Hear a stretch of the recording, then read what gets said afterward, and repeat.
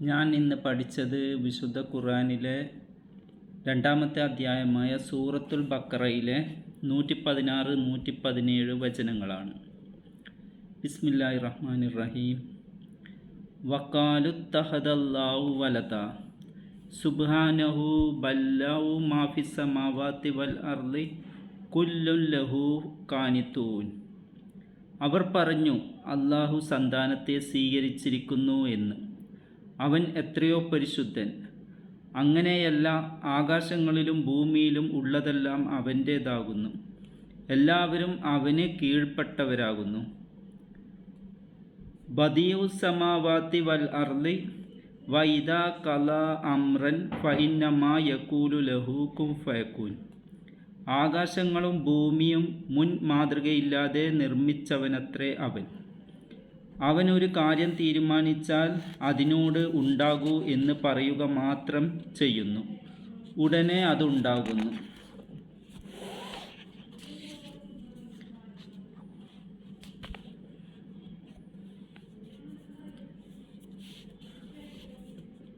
ഒൻപതാമത്തെ അധ്യായത്തിലെ 30-ാമത്തെ വചനം ഇങ്ങനെയാണ്: ഉസൈർ അള്ളാഹുവിൻ്റെ പുത്രനാണെന്ന് യഹൂദർ പറഞ്ഞു. മസീഹ്, അതായത് മിശിഹ, അള്ളാഹുവിൻ്റെ പുത്രനാണെന്ന് ക്രിസ്ത്യാനികളും പറഞ്ഞു. അവരുടെ വായ കൊണ്ട് വാക്ക് മാത്രമാണത്. മുമ്പ് അവിശ്വസിച്ചവരുടെ വാക്കിനെ അവർ അനുകരിക്കുകയാകുന്നു. അള്ളാഹു അവരെ ശപിച്ചിരിക്കുന്നു. എങ്ങനെയാണ് അവർ തെറ്റിക്കപ്പെടുന്നത്? ഉസൈർ ഇസ്രായേലിലെ ഒരു പ്രമുഖ വേദ പണ്ഡിതനായിരുന്നു. ബൈബിളിൽ അദ്ദേഹത്തിൻ്റെ പേർ എസ്ര എന്നാണ്. ബൈബിൾ പഴയ നിയമത്തിൽ എസ്ര എന്ന പേരിൽ ഒരു പുസ്തകമുണ്ട്. ബൈബിളിലെ പ്രതിപാദനത്തിൽ നിന്ന് അദ്ദേഹം ഇസ്രായേലിലെ മുഖ്യ പുരോഹിതനായിരുന്നുവെന്നാണ് ഗ്രഹിക്കാൻ കഴിയുന്നത്. ബാബിലോണിയക്കാരും മറ്റുമായ പല രാജാക്കന്മാർ ഇസ്രായേലരെ കീഴടക്കുകയും അവരുടെ പട്ടണങ്ങൾ നശിപ്പിക്കുകയും അവരുടെ മുഖ്യ ആരാധനാലയം തകർക്കുകയും അവരിലെ പണ്ഡിതന്മാരെ വധിക്കുകയും അവരിൽ ഏറെ പേരെ അടിമകളാക്കി മാറ്റുകയും ചെയ്തപ്പോൾ വേദഗ്രന്ഥത്തിൻ്റെ പകർപ്പുകൾ നഷ്ടപ്പെടുകയും വേദപരിജ്ഞാനമുള്ളവരുടെ എണ്ണം തീരെ കുറഞ്ഞു പോവുകയും ചെയ്തു. ഇതിനുശേഷം ഇസ്രായേലർ തങ്ങളുടെ മതപരവും സാമൂഹികവുമായ കാര്യങ്ങൾ പുനർക്രമീകരിക്കാൻ ശ്രമിച്ചപ്പോൾ വേദത്തിൻ്റെ വീണ്ടെടുപ്പിന് സഹായിച്ചത് എസ്ര ആയിരുന്നു.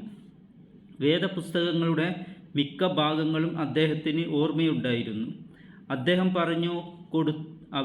പറഞ്ഞു കൊടുത്ത പ്രകാരമാണ് അവരിലെ എഴുത്തുകാരൻ വേദപുസ്തകങ്ങളുടെ പകർപ്പുകൾ തയ്യാറാക്കിയത്.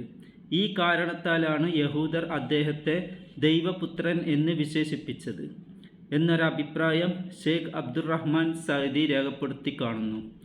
എസ്രയുടെ കാലത്തും തൊട്ടടുത്ത കാലഘട്ടങ്ങളിലും യഹൂദർ പൊതുവെ അദ്ദേഹത്തിൻ്റെ മേൽ അന്യായമായി ദൈവപുത്രൻ എന്ന പദവി ചാർത്തിയിരുന്നെങ്കിലും ഇക്കാലത്ത് അവരിൽ പലർക്കും എസ്ര ദൈവപുത്രനാണെന്ന വിശ്വാസമില്ലെന്ന് പറയപ്പെടുന്നു. ഈസാ നബി അലൈഹിസ്സലാമയുടെ, അതായത് യേശു ക്രിസ്തുവിൻ്റെ ഉത്തമ ശിഷ്യന്മാർ അള്ളാഹുവെ മാത്രം റബ്ബായി സ്വീകരിക്കുന്നവരും അവനെ മാത്രം ആരാധിക്കുന്നവരുമായിരുന്നു. അദ്ദേഹം ദൈവപുത്രനാണെന്നല്ല, അള്ളാഹു നിയോഗിച്ച ദൂതനാണെന്നാണ് അവർ വിശ്വസിച്ചിരുന്നത്.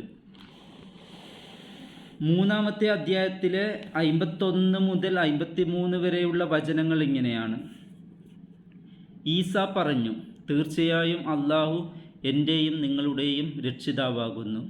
അതിനാൽ അവനെ നിങ്ങൾ ആരാധിക്കൂ. ഇതാണ് നേരായ മാർഗം.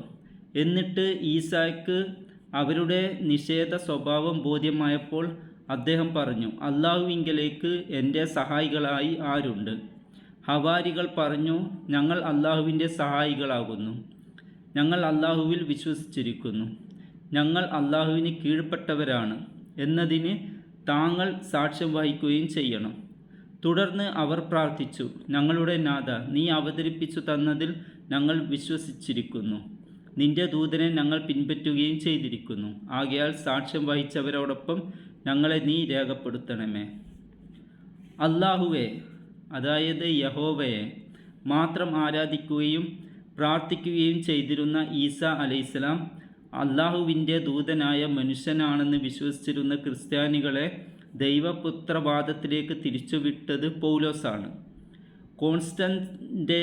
കോൺസ്റ്റന്റൈൻ ചക്രവർത്തിയുടെ പിൻബലത്തോടെ ക്രേകത്വ ദൈവസങ്കല്പം ക്രൈസ്തവ സമൂഹത്തിൻ്റെ മേൽ അടിച്ചേൽപ്പിക്കപ്പെടുകയാണ് ഉണ്ടായത്. അതിനുശേഷം ക്രൈസ്തവരിൽ വളരെ ചെറിയ ഒരു ന്യൂനപക്ഷം മാത്രമാണ് ഏകദൈവ വിശ്വാസത്തിൽ ഉറച്ചു നിന്നത്. പിതാവില്ലാതെ ജനിച്ച വ്യക്തി എന്ന നിലയിലാണ് യേശുക്രിസ്തു ദൈവപുത്രനാണെന്ന് വാദിക്കുന്നതെങ്കിൽ പിതാവിൽ നിന്നും മാതാവിൽ നിന്നും അല്ലാത്ത അള്ളാഹു സൃഷ്ടിച്ച ആദം അലൈഹിസ്സലാമിൻ്റെ കാര്യത്തിൽ എന്തു പറയും?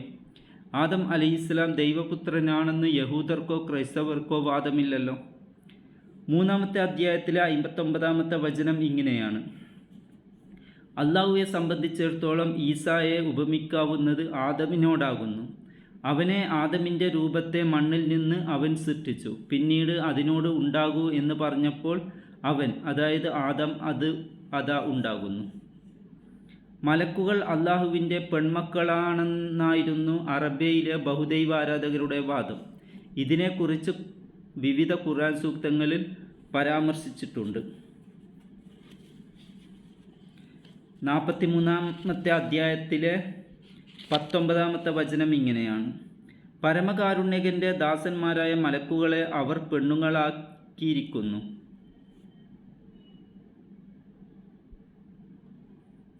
അവരെ, അതായത് മലക്കുകളെ സൃഷ്ടിച്ചതിന് അവർ സാക്ഷ്യം വഹിച്ചിരുന്നു.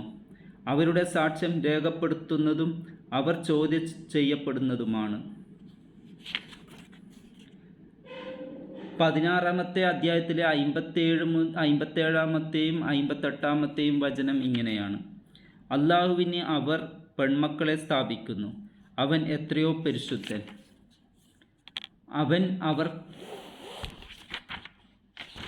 അവർക്കാകട്ടെ അവർ ഇഷ്ടപ്പെടുന്നതും ആൺമക്കൾ.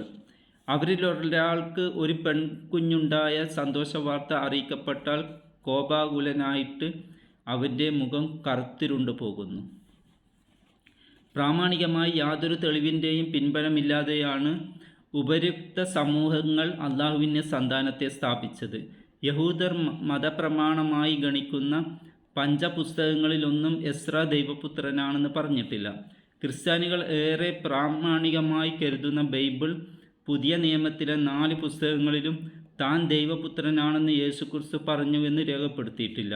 അറബിയയിലെ ബഹുദൈവാരാധകർ ഏറെ ആദരിക്കുകയോ ആരാധിക്കുകയോ ചെയ്തിരുന്ന ഇബ്രാഹിം നബി അലൈഹിസ്സലാമയെയോ ഇസ്മായിൽ അലൈഹിസ്സലാമയെയോ മലക്കുകൾ അള്ളാഹുവിൻ്റെ പെൺമക്കളാണെന്ന് പറഞ്ഞുവെന്ന് പ്രാചീന രേഖകളിലൊന്നും കാണാൻ കഴിയില്ല.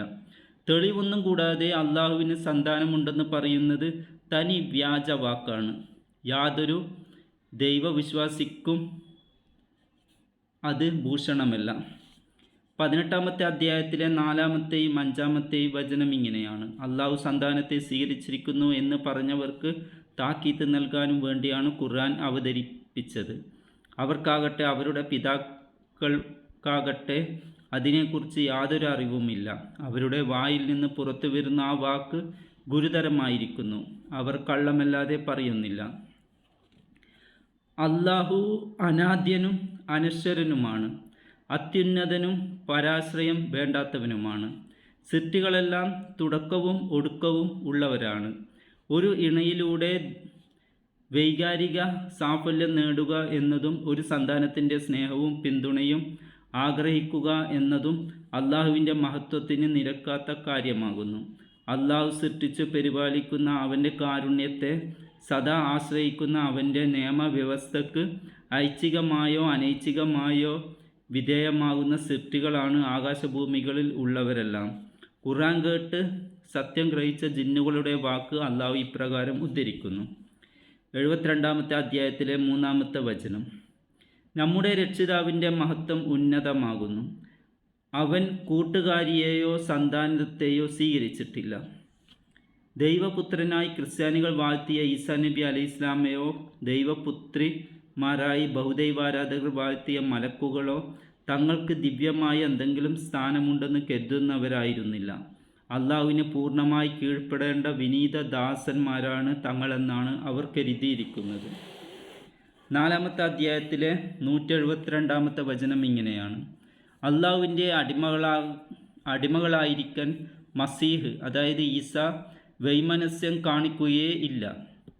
അള്ളാഹുവിൻ്റെ സാമീപ്യം സിദ്ധിച്ച മലക്കുകളും വൈമനസ്യം കാണിക്കുകയേയില്ല. അള്ളാഹുവെ ആരാധിക്കുന്നതിന് അവർ വൈമനസ്യം കാണിക്കുകയും അഹംഭാവം നടിക്കുകയും ചെയ്യുന്നുവോ? അവരെ മുഴുവൻ അവൻ തൻ്റെ അടുക്കലേക്ക് ഒരുമിച്ച് കൂട്ടും. അള്ളാഹുവിന് പുത്രനെ സ്ഥാപിച്ച ക്രിസ്ത്യാനികൾ ഇപ്പോൾ അള്ളാഹുവെ ആരാധിക്കുകയോ പ്രാർത്ഥിക്കുകയോ ചെയ്യാതെ യേശുവേയോ അദ്ദേഹത്തിൻ്റെ മാതാവിനെയോ പുണ്യവാന്മാരെയോ ആണ് ആരാധിക്കുകയും പ്രാർത്ഥിക്കുകയും ചെയ്യുന്നത്. അള്ളാഹുവിന് പുത്രിമാരെ സ്ഥാപിച്ച അറേബ്യൻ ബഹുദൈവവാദികളും സൃഷ്ടാവിനെ വിസ്മരിക്കുകയോ അവഗണിക്കുകയോ ചെയ്തുകൊണ്ട് പല സൃഷ്ടികളെയും ദൈവമായി സ്വീകരിക്കുകയാണ് ചെയ്തത്. സാക്ഷാൽ രക്ഷിതാവിനെ മാത്രം ആരാധിക്കുന്നതിൽ നിന്ന് സൃഷ്ടികളെ പിന്തിരിപ്പിക്കാനുള്ള പിശാചിൻ്റെ തന്ത്രങ്ങളിൽ അവരെല്ലാം അകപ്പെടുകയാണുണ്ടായത്. മക്കളും ബന്ധുക്കളും ഉണ്ടാവുക, അവരുടെ പിന്തുണയും സഹായവും ആവശ്യമാവുക, അവരുടെ ശുപാർശയാലും മറ്റും സ്വാധീനിക്കപ്പെടുക, ഇതൊന്നും അള്ളാഹുവിൻ്റെ അത്യുന്നത പദവിക്ക് അനുയോജ്യമല്ലെന്ന് പറയുന്നതിൻ്റെ കാരണമാണ് 2-ാമത്തെ അധ്യായത്തിലെ 117-ാമത്തെ സൂക്തത്തിൽ സൂചിപ്പിച്ചിട്ടുള്ളത്. ആകാശഗോളങ്ങളും ഭൂമിയും മുൻ മാതൃകയൊന്നുമില്ലാതെ സൃഷ്ടിച്ചു സംവിധാനിച്ചവനാണ് അള്ളാഹു. ഈ പ്രപഞ്ചം ആരും സൃഷ്ടിച്ചതല്ല, തനിയെ രൂപം കൊണ്ടതാണെന്ന് വാദിക്കുന്നവർ പോലും പ്രപഞ്ചത്തിലെ സൂക്ഷ്മവും സ്ഥൂലവുമായ എല്ലാ ഘടകങ്ങളും തികച്ചും വ്യവസ്ഥാപിതമാണെന്ന സത്യം അംഗീകരിക്കുന്നുണ്ട്. സൂര്യചന്ദ്രൻ നക്ഷത്രാദിയുടെ ഉദയവും അസ്തമയവും സൂര്യചന്ദ്രഗ്രഹണവും വളരെ കണിശമായി കണക്കാക്കാൻ ഗണിതശാസ്ത്രജ്ഞന്മാർക്ക് സാധിക്കുന്നത് അവയുടെയൊക്കെ ഭ്രമണപഥവും ഭ്രമണവേഗവും കൃത്യമായി നിർണയിക്കപ്പെട്ടതുകൊണ്ടാണ്. അനേക വർഷങ്ങൾക്ക് ശേഷം സംഭവിക്കുന്ന സൂര്യഗ്രഹണം പോലും എപ്പോൾ തുടങ്ങുമെന്നും എപ്പോൾ അവസാനിക്കുമെന്നും ഏത് നാടുകളിലുള്ളവർക്കും ഏതളവിൽ ദൃശ്യമാകുമെന്നും ശാസ്ത്രജ്ഞർക്ക് ഇപ്പോൾ തന്നെ ഗണിക്കാൻ സാധിക്കുന്നത് സൂര്യനും ഭൂമിയും ചന്ദ്രനും വളരെ വ്യവസ്ഥാപിതമായി സഞ്ചരിക്കുന്നത് കൊണ്ടാണ്. എവിടെയും യാതൊരു പൊരുത്തക്കേടുമില്ല. അതിസൂക്ഷ്മമായ പരമാണുവിൻ്റെയും ജീവകോശത്തിൻ്റെയും ഘടകങ്ങളിലും അത്യന്തം വിസ്മയകരമായ വ്യവസ്ഥാപിതത്വം ദൃശ്യമാകുന്നു. ഈ അനിതര വ്യവസ്ഥയുടെ ചില വശങ്ങൾ ഇപ്പോൾ ശാസ്ത്രജ്ഞർക്ക് ഗ്രാഹ്യമായിട്ടുണ്ടെങ്കിലും പ്രാപഞ്ചിക വ്യവസ്ഥ നിലവിൽ വരുന്നതിൽ അവരുടെ മുൻഗാമികളുടെയോ ബുദ്ധി യാതൊരു പങ്കും വഹിച്ചിട്ടില്ലെന്ന് ഉറപ്പാണ്. ലോകമെങ്ങുമുള്ള ദൈവവിശ്വാസികൾ പ്രപഞ്ചനാഥനെ അവർ ഏത് ഭാഷയിൽ ഏത് പേരിൽ വിളിക്കുന്നവരാണെങ്കിലും ദൈവം മറ്റാരുടെയും ഡിസൈൻ പ്രകാരമല്ല ആകാശഭൂമികൾ സൃഷ്ടിച്ചതെന്ന് ബോധ്യമുള്ളവരാണ്. പ്രപഞ്ചനാഥന് മുമ്പ് മറ്റാരെങ്കിലും ആസൂത്രണമോ സംവിധാനമോ നിർവഹിച്ചതായി യാതൊരു പ്രവാചകനും പഠിപ്പിച്ചിട്ടില്ല. ജഗന്നിയന്താവ് സ്വന്തം ഹിതവും നിശ്ചയമനുസരിച്ചാണ് പ്രപഞ്ചമാകെ സൃഷ്ടിച്ച് പരിപാലിക്കുന്നതെങ്കിൽ അവന് അവതാരത്തെയോ സന്താനത്തെയോ പിതാവിനെയോ സങ്കല്പിക്കുന്നത് ഒട്ടും യുക്തിസഹമല്ല. പിതാവും പുത്രനും പരിശുദ്ധാത്മാവും ചേർന്ന ഒരു ദൈവസത്തയെക്കുറിച്ചാണ് പൗലോസ് സ്ഥാപിച്ച ക്രിസ്തുമതത്തിലെ പുരോഹിതന്മാർ പ്രബോധനം ചെയ്യുന്നത്. പിതാവായ യഹോവയാണ് പ്രപഞ്ചമാകെ ഡിസൈൻ ചെയ്ത് സൃഷ്ടിച്ച് സംവിധാനിച്ചതെങ്കിൽ പുത്രൻ്റെ റോളെന്ത് എന്നത് ഉത്തരം കിട്ടാത്ത ചോദ്യമാണ്. സ്വാശ്രയത്വമുള്ള പരമാധികാരിയാണ് പിതാവെങ്കിൽ പുത്രന് പ്രാപഞ്ചിക ഘടനയിൽ യാതൊരു പങ്കും വഹിക്കാനുണ്ടാവില്ല. ഏത് കാര്യം ഉദ്ദേശിച്ചാലും ഉണ്ടാകൂ എന്ന് പറയുമ്പോൾ അത് ഉണ്ടാകുന്നു എന്ന അവസ്ഥ അള്ളാഹുവിനെന്ന പോലെ ഈസാ നബി അലൈഹിസ്സലാമക്കും ഉണ്ടെങ്കിൽ പ്രാപഞ്ചിക വ്യവസ്ഥ താറുമാറാകുകയായിരിക്കും ഫലം.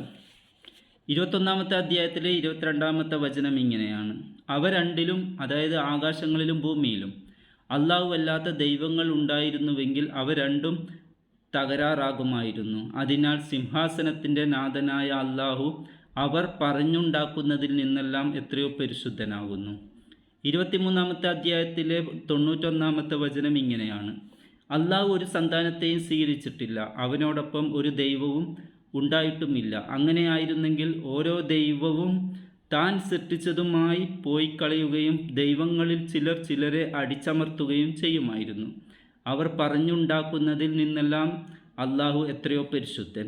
അള്ളാഹു തീരുമാനിച്ച ഏതൊരു കാര്യവും അവൻ്റെ പൂർവിക രേഖയിലുണ്ടായിരിക്കും. നിശ്ചിത സമയമാകുമ്പോൾ അവൻ ആ കാര്യത്തോട് ഉണ്ടാകൂ എന്ന് കൽപ്പിക്കുകയും ഉടനെ അത് ഉണ്ടാവുകയും ചെയ്യും. 57-ാമത്തെ അധ്യായത്തിലെ 22-ാമത്തെ വചനം ഇങ്ങനെയാണ്: ഭൂമിയിലോ നിങ്ങളുടെ ദേഹങ്ങളിൽ തന്നെയോ യാതൊരാപത്തും ബാധിക്കുകയുണ്ടായിട്ടില്ല. അതിനെ നാം ഉണ്ടാക്കുന്നതിന് മുമ്പ് തന്നെ ഒരു രേഖയിൽ ഉൾപ്പെട്ടു കഴിഞ്ഞതായിട്ടല്ലാതെ. തീർച്ചയായും അത് അള്ളാഹുവെ സംബന്ധിച്ചിടത്തോളം എളുപ്പമുള്ളതാകുന്നു.